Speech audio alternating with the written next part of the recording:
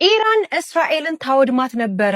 ይህንን የተናገሩት የአሜሪካው ፕሬዚዳንት ዶናልድ ትራምፕ ናቸው። ዶናልድ ትራምፕ እንደተናገሩት ከሆነም ኢራንን እኛ ባናስቆማት እንዲሁም ደግሞ ጥቃቷን ብትቀጥል ኖሮ እስራኤልን ሙሉ ለሙሉ ታወድማት ነበረ። የኢራን ባለስልጣናት እጅግ በጣም ጥሩ ሰዎች ናቸው ሲሉ ነው ዶናልድ ትራምፕ አስተያየታቸውን እየሰጡ የሚገኘው። ይህ ያልተጠበቀው የዶናልድ ትራምፕ አስተያየትንም እየተናገሩት እንግዲህ የእስራኤሉ ጠቅላይ ሚኒስትር በሊባኖስ ላይ የሚሰነዘረውን ጥቃት አላቆምም እንዲሁም ደግሞ እኔ የእስራኤል መሪ ነኝ በፍጹም ጥቃቱን አላቆምም በማለት ከተናገሩ በኋላ ነው የአሜሪካው ፕሬዚዳንት ይህንን ንግግር የተናገሩ የሚገኙት። እኛ ከኢራን ጋር በቀጥታ ጦርነት ውስጥ የገባ ነው ኢራን ኒውክሌር ታጠቃለሁ በማለቷ ምክንያት እንጂ ምንም አይነት ችግር የለብንም፣ መሪዎቹን ምርጦች ናቸው ሲሉ ጭምር እየተናገሩ ይገኛሉ። ይህ ነገርም እንግዲህ ከኔታንያሁ ጋር ያላቸውን ግንኙነት ምን ያክል እንደሻከረ የሚያሳዩ ናቸው። በተጨማሪም ደግሞ ማለት ነው እስራኤል ከዚህ በኋላ በሊባኖስ ላይ ጥቃቶችን መሰንዘራው የምትቀጥል ከሆነ ምናልባትም ከዶናልድ ትራምፕ ጋር ከፍተኛ የሆነ ግጭት ውስጥ እንደሚገቡን እየተነገረ የሚገኘው ሰርጦ ተዘግቷል።